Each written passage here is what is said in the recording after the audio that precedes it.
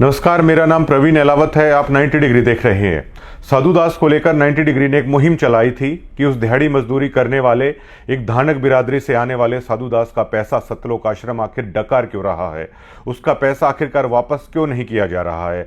अब साधु दास ने एक वीडियो हमें भेजी है जिसमें संत रविदास जयंती पर वो कुछ अन्य लोग बैठे हुए हैं समाज के, उनके साथ बातचीत वो कर रहे हैं और उसमें बता रहे हैं कि सतलोक आश्रम वाले कह रहे हैं कि आपका पैसा वापस कर देंगे, आप इस वीडियो को हटा दो। मैं अंधविश्वास में पड़ा था, लाखों रुपए लुटा दिए उनको। भैया आप पाठ लिखाओ 25,000 रुपए का 3100 की जोती है, तो मैं लाखों रुपए लुटा दिए। मेरे को जरूरत पड़ी जब मैंने पता चलिया। जैसे किसान भाई है, किसाना ने करोड़ों रुपया सामान दिए, धान अपने, मैं भी धान उनको पाइपा खातर गया था। चलो ठीक है, मजबूरी में उनका साथ देना चाहिए। तो मैं मेरा आपके ऊपर पड़ी जब मैंने पता चले, मेरा सारा ढूंढ पड़ गया। कौन दिया बोले आपके पास बुलेट मोटरसाइकिल है, छोटा हाथी है। मैं कह रहा भाई किस्त भर के मैं मेरे ले आया हूँ और फिर थाना आएंगे कमा के थाना दान दिया हूँ, तो मेरा दान वापस दे दो। ये मेरी वो 19 डिग्री चैनल है, वो भी आवाज उठा रखी है। तो काल के मेरे को फोन आने लग रहे, भाई तेरे पीछे से देंगे, तू यहाँ वीडियो हटवा दे। मैं कहिया को नहीं हटवाऊँ भाई, मैं मेरे पीछे दे दो, मैंने थारी दरिया दिली की जरूरत को नहीं, मैंने मेरे पीछे वापिस दे दो। ठीक है, मैं लाखों रुपये लुटा। तो मैं को अंधविश्वास में पढ़ो ना भैया, पढ़ना बहुत फायदे है। ये इस बात का पुख्ता सबूत है कि सतलोक आश्रम इस मुद्दे पर कितना बौखलाया हुआ है। सतलोक आश्रम से ये मुद्दा ना तो बाहर निकालते बन रहा है ना निकलते हुए बन रहा है, लेकिन साधु दास की खुददारी देखिए। उसने ये कह दिया कि 90 डिग्री ने जो मुहिम चला रखी है वो बिल्कुल सच्ची मुहिम चला रखी है। आप मेरे जो हक का पैसा है, मुझे आप लोगों का एहसान नहीं चाहिए। आप लोगों ने जिस कदर टॉर्चर किया है, आपका एहसान नहीं चाहिए और मेरा पैसा है मुझे वापस लौटा दो। इस मुद्दे पर सतलोक आश्रम पूरी तरीके से बैकफुट पर नजर आता है।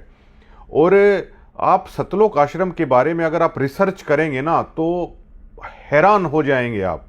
अब जबकि एक सवाल मन में बार बार उठता है कि आप संत रामपाल जी महाराज का जिक्र अगर हरियाणा में कहीं पे करने लग जाते हैं तो मैंने बहुत सारे लोग ऐसे देखे हैं, वो बुरा भला कहने लग जाते हैं।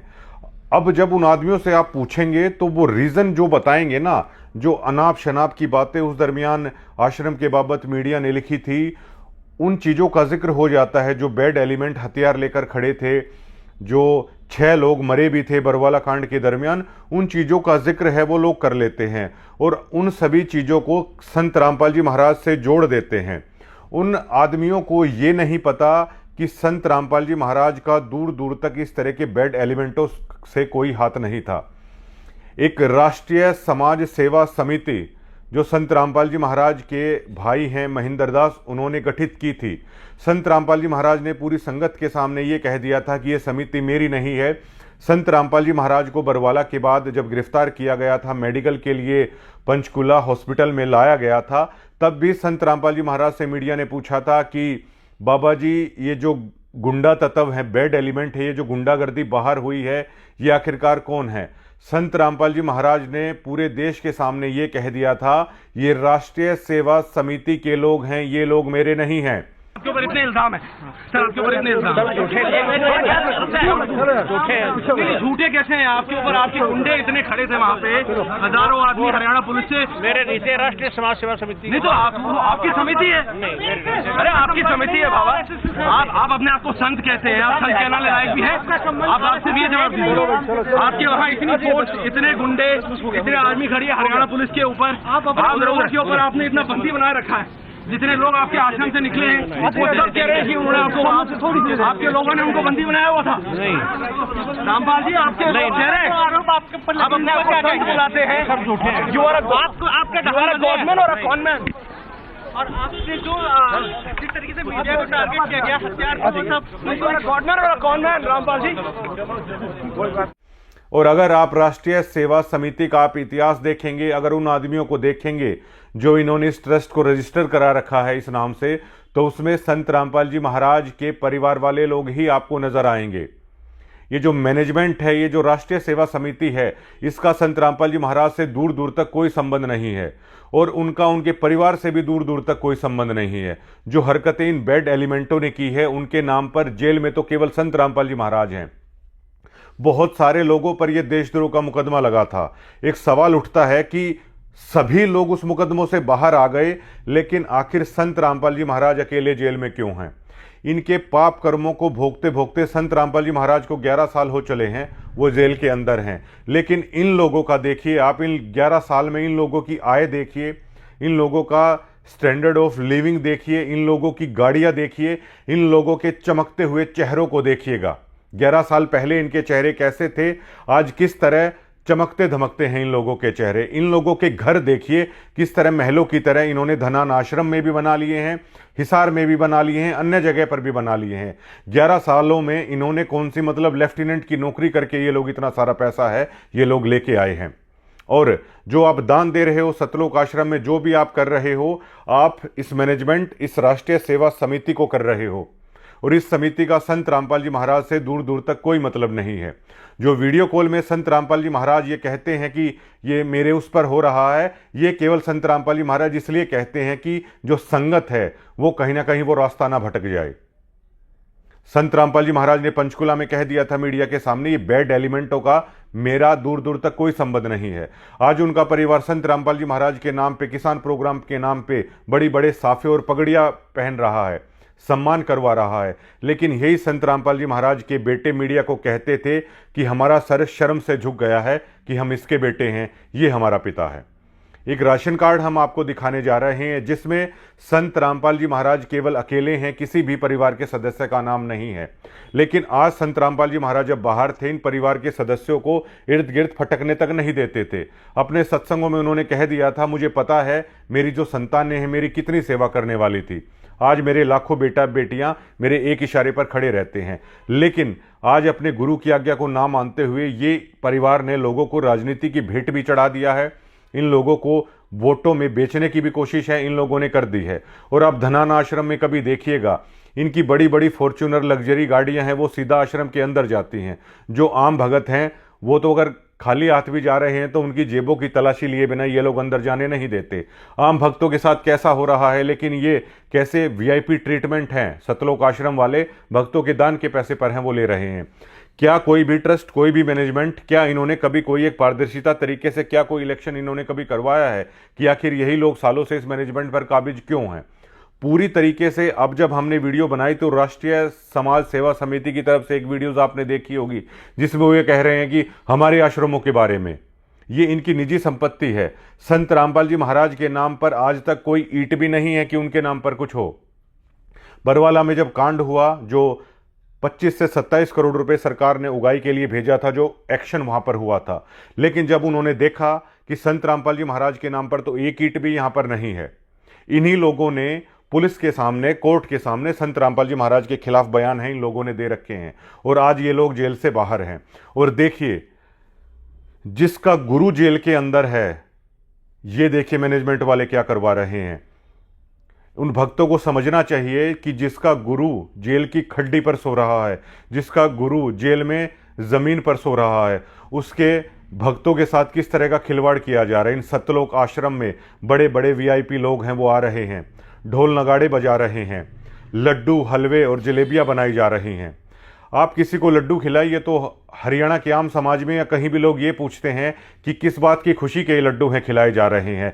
लेकिन इस कदर भक्तों को अंधा कर दिया गया है कि उनका गुरु तो जेल में है, ये लोग मिठाइयाँ बांट रहे हैं, ये लोग लड्डू बांट रहे हैं, ये लोग धनान आश्रम में ढोल नगाड़े बजा रहे हैं, किसान सम्मान समारोह के नाम पर वहां पर लड़कियां नचाई जा रही हैं, अलग अलग तरह के भौंडे गीत हैं वो प्रदर्शित किए जा रहे हैं जो कि संत रामपाल जी महाराज की विचारधारा से बिल्कुल इतर थे। अरे आप सिखों से ही सीख लीजिए। जहां पर दिल्ली में शीशगंज गुरुद्वारा बना है, गुरु तेग बहादुर का शीश मुगलों ने काटा था, लेकिन सिखों ने जब तक वहां पर शीशगंज गुरुद्वारा नहीं बना दिया, अपने गुरु का बदला मुगलों से नहीं ले लिया, तब तक वो चैन से नहीं बैठे। लेकिन आप लोग देखिए, आपका गुरु 11 साल से जेल के अंदर है, आप लोग साल में 6-6 बार लड्डू जलेबियां और हलवा खा रहे हैं। बड़ा दुख होता है जब इस तरह की चीजें हैं वो देखने को मिलती हैं। आपका गुरु जेल में है, लेकिन इन लोगों के चेहरे आप देखिए, इन लोगों के चमकते चेहरे आप देखिए, इन लोगों के महनुमा घरों को आप देखिए। गुरु जेल के अंदर जमीन पर सो रहा है, ये महंगी महंगी गाड़ियों में घूम रहे हैं, आलिशान महलों में ये लोग रह रहे हैं। 11 सालों में इनका लाइफस्टाइल पूरी तरीके से बदल गया है। और ये आम भक्त भी जानता है कि संत रामपाल जी महाराज जिस दिन बाहर आ जाएंगे ये लोग आसपास भी नहीं भटकेंगे, लेकिन अपने गुरु के कारण ये आम भक्त हैं, इनके चंगुल में फंसे हुए हैं। अब देखिए, संत रामपाल जी महाराज के जो नियम हैं, जो भक्त नाम ले रखा है, वो नियमों को आसानी से जानते हैं। दिवाली ये लोग नहीं मनाते हैं, होली ये लोग नहीं मनाते हैं, तीज ये लोग नहीं मनाते हैं, अन्य किसी भी त्यौहार ये नहीं मनाते हैं। किसी को गुज्जर खाई अगर हो जाती है, जो हवन वगैरह होता है वो संत रामपाल जी के महाराज के भगत है वहाँ पर नहीं जाते हैं। कोई भी ब्याह शादी की अगर ऐसी चीज़ है तो उससे भी मतलब बचने की कोशिश की जाती है कि खाना वहाँ यहाँ पर मतलब ना खाया जाए। इस तरह की चीज़ें होती हैं। नाचना मना है, डीजों पर नाचना मना है, ढोल नगाड़े करना मना है, मेकअप करना मना है। रिश्तेदारियों से भी लोग कन्नी काट लेते हैं जहां पर उन नियमों के विरुद्ध अगर कोई चीज हो रही है। तो एक तरीके से आप देखेंगे तो संत रामपाल जी महाराज का भक्त है वो दुनिया से कट जाता है। मैं खुद इस बात का गवाह हूं। ऐसे ऐसे भक्त हैं कि उनकी बहन है उनसे बात नहीं करती हैं, ऐसे ऐसे भक्त हैं कि उनका भाई उनसे बात नहीं करता है। मैंने ऐसे ऐसे भगत हैं वो देखे हैं, उनके बेटे उनकी पत्नी उनको हर रोज ताने देती रहती हैं नियमों को लेकर कि आपने संत रामपाल जी महाराज का नाम क्यों ले रखा है। वो इस कदर दुनिया से कट जाते हैं, दुनिया से वो कट जाते हैं, फिर इस मैनेजमेंट की भीड़ चाल का वो हिस्सा बन जाते हैं। दुनिया से इस कदर कटे हुए हैं, ना उनका कोई मित्र है, ना उनकी कोई रिश्तेदारी है, ना उनका कोई समाज रहता है, और तो और उनका कोई गांव भी नहीं रहता। केवल और केवल उनके लिए रह जाते हैं संत रामपाल जी महाराज। इसी चीज का ये लोग फायदा उठाते हैं। इसी चीज के कारण संत रामपाल जी महाराज का एक नियम ये भी है कि अपने गुरु के सिवा और किसी को नहीं मानना है। लेकिन ये जो इनके परिवार वाले हैं धनाना आश्रम में, उनके घरों के बाहर भक्त हैं वो ड्यूटी देते हैं, इनके चौकीदार बनकर खड़े रहते हैं इनके परिवार के लोगों के। जहां ये मैनेजमेंट कहती है वहां पर चले जाते हैं, जहां पर झाड़ू लगाने के लिए लोग कह देते हैं वहां पर वो लगाने लग जाते हैं। समाज से कट गए, गांव से कट गए, रिश्तेदारी से कट गए, मित्र यारों प्यारों से कट गए, समाज में हर चीज से कट गए। इसी चीज से फिर ये लोग भेड़ चाल में शामिल कर लेते हैं। और अगर मेरे आप जैसा अगर कोई आदमी आवाज उठाने की कोशिश करता है तो इनके नाम पे एक कंप्यूटराइज पीला पर्चा है वो लोग निकाल देते हैं, ताकि दोबारा इस तरह की बगावत करने की कोई कोशिश ना कर सके, इस तरह कोई बागी है वो ना हो पाए। सतलोक आश्रम से जुड़े हुए हर व्यक्ति को ये बात है कि ये जो मैनेजमेंट है, ये जो समितियां बना रखी हैं, इसका संत रामपाल जी महाराज से दूर दूर तक कोई भी संबंध नहीं है। लेकिन इन नौसिखियों ने, इन नकली एक्टरों ने संत रामपाल जी महाराज को इतना बदनाम कर दिया है, इतना बदनाम कर दिया है कि आम समाज में जाकर भी आप अपने गुरु की अगर अच्छाइयां बताने की कोशिश करते हैं तो लोग गाली देने लग जाते हैं संत रामपाल जी महाराज के नाम पे। ये बैड एलिमेंट इस चीज के सारे कसूरवार हैं, जिन्होंने 11 साल हो गए हैं गुरु को अंदर इन लोगों ने डलवा रखा है। भक्तों का गुरु अंदर बैठा हुआ है, वो जेल की खड्डियों पर सो रहा है। जो जेल में जा चुके हैं उन लोगों को पता है कि वहां पर कोई बिस्तर नहीं मिलता, एक पक्की खड्डी उसे बोला जाता है वो मिलती है। वो भी मिल जाए तो बहुत बड़ी बात होती है, वरना लोग है वो नीचे ही सोते हैं। लेकिन साल में 6-6 बार लड्डू और जलेबियां हैं, सरेआम इनके तनखइये पत्रकार वीडियोज में दिखाते हैं कि देखिए। ये बहुत शर्म की बात है कि जिसका गुरु जेल में है वो लोग छाल में 6-6 बार लड्डू हैं वो मिठाइयां हैं वो कर रहे हैं। जिंदा गुरु के ऊपर फूल बरसाए जा रहे हैं, ढोल नगाड़े बजाए जा रहे हैं, डांस किए जा रहे हैं, और कोई कुछ बोलने तक को तैयार नहीं है। पैसे खाए जा रहे हैं, भक्तों के दान का पैसा खाया जा रहा है, और कोई एक गरीब आदमी वो ये बोल देता है कि मेरा पैसा वापस करो, उस तक को देने का इनका मतलब वो नहीं है, और दावे किए जाते हैं। ये जो सब इन लोगों ने किया है, ये 1000 करोड़ रुपए बांटे हैं या 2000 करोड़ रुपए बांटे हैं, ग्राउंड पे इनका टोटल फेलियर दिखाता है। 1000 करोड़ रुपए लगाने के बाद 500 लोग ये नहीं जोड़ पाए हैं संत रामपाल जी महाराज के सिद्धांतों से, संत रामपाल जी महाराज की शिक्षाओं से। ये सबसे बड़ा टोटली फेलियर इस मैनेजमेंट का है।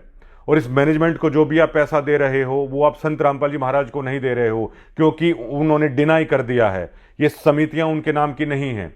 और संत रामपाल जी महाराज कहते हैं कुपात्रों के हाथ में दी हुई चीज है वो कभी नहीं फलेगी। इसलिए अब जो संत रामपाल जी महाराज की शिक्षाओं पर चलते हैं, उनकी सच्ची भक्ति करते हैं, वो लोग अपने गुरु के बाहर आने का बड़ी शिद्दत के साथ इंतजार कर रहे हैं।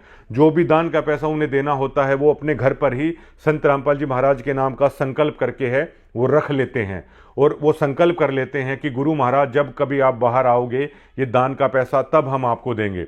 और मुझे पुराने भक्तों ने बताया है कि संत रामपाल जी महाराज अपने हाथ में दान का पैसा लेते थे, मतलब पहले वो पैसे को छूते थे उसके बाद वो वहां पर रखवाते थे। इसका सीधा सा मतलब ये था कि उस गुरु ने आपका दान का पैसा स्वीकार कर लिया है। लेकिन आज जो ये कर रहे हैं वो पैसा भी उस गुरु के दे तो रहे हैं भगत, लेकिन वो पैसा इस मैनेजमेंट के नाम पे जा रहा है। आप लोग सवाल क्यों नहीं उठाते? ये लोग फेयर इलेक्शन क्यों नहीं करते हैं? सालों से यही लोग आखिरकार उस संस्था पर काबिज क्यों हैं? कल जो 2-3 भक्त हैं कल टूट गए हैं इन लोगों के, जो सच्चाई इन लोगों की सामने आई है। लगातार भक्त हैं इनसे टूटते जा रहे हैं और ये लोग बड़े बड़े दावे करने की कोशिश करते हैं। इन्होंने एक भांग पिलाने की एक ऐसी कोशिश कर दी है, झूठे धर्म के नाम पर एक ऐसा नशा इन भक्तों को करवाने की इन्होंने कोशिश कर दी है। कुछ भी करने का प्रयास है ये लोग करते हैं। इनकी वीडियोस को आप देखिएगा, इतने लड्डू बन गए, इतनी जलेबी बन गई, यहां आने के बाद फला आदमी ने ये कह दिया, वो कह दिया, वो कह दिया। लेकिन अभी तक आम लोग संत रामपाल जी महाराज को लेकर नेगेटिव इसलिए सोच रहे हैं क्योंकि जो इनकी कुकर्म थे, जो इनके कुकर्म थे, वो इनका पीछा छोड़ने का नाम नहीं ले रहे हैं। मैं इस बात का पुख्ता गवाह हूं। गिरावड़ में संत रामपाल जी महाराज वीडियो कॉल पर आए हुए थे जब यहां पर सम्मान समारोह था। संत रामपाल जी महाराज से सरपंच बात कर रहे थे तो संत रामपाल जी महाराज ने कभी भी इन सम्मान समारोह की परमिशन नहीं दी है। इस बात का तो गवाह मैं खुद हूं। संत रामपाल जी महाराज ने उन लोगों को कहा कि मेरे पास लोग ये परमिशन लेने के लिए आए कि हम सम्मान समारोह करना चाहते हैं। संत रामपाल जी महाराज ने वीडियो कॉल के दरमियान बताया, मैंने उन लोगों को कहा जब आप लोग मुझे गालियां देते थे तब मुझसे नहीं पूछा था, अब आप लोग मुझसे क्यों पूछ रहे हैं? मतलब जो आपको करना है वो आप करिए। आप लड़कियां नचाइए, दान का जो पैसा है भक्तों का इन कार्यक्रमों पर वो उड़ाइए, स्टेजों से कुछ भी अमर्यादित भाषा कीजिए, पॉलिटिकल लोगों को बुलाइए, भक्तों से आप जयकारे लगवाइए, उनके नाम के हाथ उठवाइए, कुछ भी आप कीजिए। संत रामपाल जी महाराज, मैं इस बात का गवाह हूं, संत रामपाल जी महाराज ने कह दिया कि उनसे ना पूछा जाए कुछ भी इस बारे में। और ये लोग इस कदर भक्तों के साथ ठगी करते हैं। ये लोग दावा करवाने की कोशिश करते हैं कि महाराज जी ऐसा कर रहे हैं, महाराज जी वैसा कर रहे हैं। महाराज जी ने इन लोगों को साफ साफ बोल रखा है कि जैसा आपका मन करे आप करिए। मतलब गुरु को जो ज्ञान देना था उसने दे दिया, अब जैसा इन लोगों को अच्छा लगता है वो लोग वैसा करिए। 11 साल से जिसका गुरु जेल में हो, क्या उस लोगों के भक्त के गले से भी वो लड्डू आखिरकार कैसे उतर जाते हैं? ये सबसे बड़ा सवाल है। ये हम लोगों को कब पता चला? ये हम लोगों को भी तब पता चला, हम भी लोग इसी भेड़ चाल का हिस्सा बन गए थे। हम लोगों को यह एहसास तब हुआ जब इन लोगों के पंजे से हम छूटे, वो नशा उतरा जिस कदर इन लोगों ने बांध रखा था। लोग अपने घर का काम नहीं कर पाते, ये कहीं भी कभी भी रात को सेवा के नाम पर कुछ भी ड्यूटियां लगा देते हैं। लोग अपनी बच्चे पढ़ाई नहीं कर पाते, लोग अपने घर को नहीं संभाल पाती महिलाएं, लेकिन इन महाशयों को इनके घर की चौकीदारी है वो कर देनी चाहिए। अनारो माई के घर के आगे ड्यूटी लगा दो। क्यों भाई? आखिरकार उनके गुलाम हो गए क्या ये भक्त? अपने गुरुदेव के लिए, अपने गुरुदेव का शिष्य है, उनके लिए तो ड्यूटी भी करे, इनके घरों के आगे ड्यूटी क्यों करे? अब धनाना में इनका घर बन रहा है, इनके परिवार वालों का आदेश दे दिया गया ग्रुपों में डालकर कि गुरुजी का घर बन रहा है, वहां पे आके मजदूरी करिए। लोग जाके वहां पर मजदूरी कर रहे हैं, फ्री में मजदूर तैयार किए जा रहे हैं। आश्रमों में भक्तों का खून निकाला जा रहा है, आश्रम में भक्तों का पैसा ऐंठा जा रहा है, कभी ज्योतियों के नाम पर, कभी पाठ के नाम पर। कभी कभी भक्तों को कह दिया जाता है कि तुम्हारा नाम खंड हो रखा है। इन लोगों का आखिरकार कभी नाम खंड क्यों नहीं होता? ये लोग लग्जरी लाइफस्टाइल देख रहे हैं। 11 साल से पहले इनकी माली हालत देख लीजिए, आज इनकी हालत देख लीजिए। क्या कुछ इन लोगों ने ऐसा कर दिया? पहले इन्हें शर्म आती थी कि ये हमारा बाप है, आज लोग देखिए उसी बाप के नाम से ये लोग साफे पहन रहे हैं और पगड़ियां बांध रहे हैं। कम से कम एक बार वीरेंद्र को आकर स्टेज पर ये तो कह देना चाहिए कि मैं अपने बयान वापस लेता हूं, जिसमें मैं शर्मिंदा था कि मेरे बाप का नाम संत रामपाल जी महाराज है, इसके कुकर्मों के कारण मैं शर्मिंदा हो गया था, मैं समाज में बैठने लायक नहीं रहा। लेकिन कम से कम आगे अब जो जानकारी मिल रही है कि सातरोड खाप में हो सकता है ये कार्यक्रम और करवाने की बातचीत शायद कुछ चल रही है, तो सातरोड खाप में कम से कम संत रामपाल जी महाराज का बड़ा बेटा खड़ा होकर ये तो कह सकता है कि मुझे अपने पिता पर गर्व है। कम से कम वो बयान तो ये समाज के सामने लेके आए और कम से कम ये गलती तो माने कि संत रामपाल जी महाराज का आदेश नहीं था कमांडो बनाने के लिए। संत रामपाल जी महाराज का आदेश नहीं था कि बंदूक लेके खड़े हो जाओ। संत रामपाल जी महाराज का आदेश नहीं था बच्चे और महिलाओं को आप लोग आगे खड़ा कर दो। संत रामपाल जी महाराज का आदेश नहीं था कि हमें कोर्ट पर नहीं जाना है। और आश्रम का हर व्यक्ति जानता है कि गुरु को जेल में डलवाने वाले आखिर लोग कौन हैं, किस गलतियों के कारण है। और कम से कम आप इतना तो सोच लीजिए, जिसका बाप जेल में हो क्या उस जगह पर ढोल नगाड़े कोई बजवाएगा? जिसका बाप जेल में हो, जिसका गुरु जेल में हो, क्या वो लड्डू और बधाइयाँ बांटते फिरेंगे? साल में 6-6 बार लड्डू जलेबियाँ वो बांटते हुए फिरेंगे? अरे आप सिखों से सीख लीजिए, उनके गुरुओं ने कितना बलिदान दे दिया, लेकिन वो कभी भूले नहीं, अपने गुरु का मान रखा जब तक उस चीज़ का उन्होंने बदला ना ले लिया। आप लोग हरियाणा की सोसाइटी के सामने आके गलती मानिए कि ये समिति संत रामपाल जी महाराज की नहीं है। ये जो सभी चीज़ें हुई, जो भी ये बैड एलिमेंटों की हरकतें हुई, ये संत रामपाल जी महाराज का आदेश नहीं था। हमारा गुरु ऐसा नहीं है। आम भक्त जब लोगों के बीच में बैठते हैं तो वो ये कहते हैं कि हमारे गुरु ऐसे नहीं है, लेकिन अब लोग कैसे माने? लोगों ने देखा है इन बैड एलिमेंटों को हथियार लिए हुए। लोगों ने उन चीज़ों को देखा है कि कैसे इन लोगों ने खर्क में किया, कैसे ये गुंडा तथा अपनी गाड़ियों के अंदर बेसबॉल के बीटे रखे, खरगांव में इन लोगों ने हमला किया, कैसे शब्दों का इस्तेमाल ये लोग उन वीडियोस में कर रहे हैं, कैसे जबरदस्ती ये लोग थोपने की कोशिश कर रहे हैं कि ऐसे जयकारे लगाओ। तो लोग कह रहे हैं कि चलिए मान लिया आपके गुरु ऐसे नहीं है, लेकिन ये जो जुड़े हुए जो लोग हैं फिर ये ऐसी हरकतें क्यों कर रहे हैं? ये आखिरकार कब गलती मानेंगे अपने इन कुकर्मों की? बस हरियाणा यही चाहता है कि जो कुकर्म इन्होंने किए हैं वो ये करें।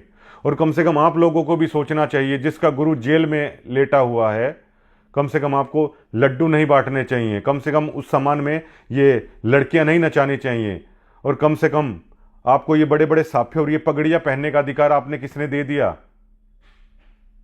आपका गुरु जेल में है, आप बड़े बड़े ये सम्मान लेने की कोशिश कर रहे हैं। आप लोगों की बुद्धि का स्तर मतलब आप लोगों को आखिरकार हो क्या गया है, और उन आम भक्तों को आखिरकार हो क्या गया है, ये सबसे बड़ा सवाल खड़ा हो रहा है। समाज से बिकट गए, वहां गए तो इस मैनेजमेंट ने ठग लिया, और इस मैनेजमेंट के चंगुल से निकलें तो ये डरा दिया जाता है कि पीला पर्चा निकल जाएगा। हम लोगों ने हिम्मत की, क्या मेरे पास ये नहीं था कि हम लोग बातचीत कर लें महाराज जी से या वो कर लें? अरे हमने उनकी चीज़ों को सीख लिया, हमें भरोसा हो गया। और हमारे तो भैया जब तक किसी का गुरु जेल में होता है ना, तो हमारे गले से तो ये लड्डू और ये मिठाइयाँ कभी उतरने वाली है नहीं। हमने तो मना कर दिया साफ साफ। आप लोगों को मुबारक हो, ये जो मैनेजमेंट का इनके समिति का जो खेल है, आप लोग खेलते रहिए और आप लोग इनका हिस्सा बेशक से बनते रहिए। शुक्रिया।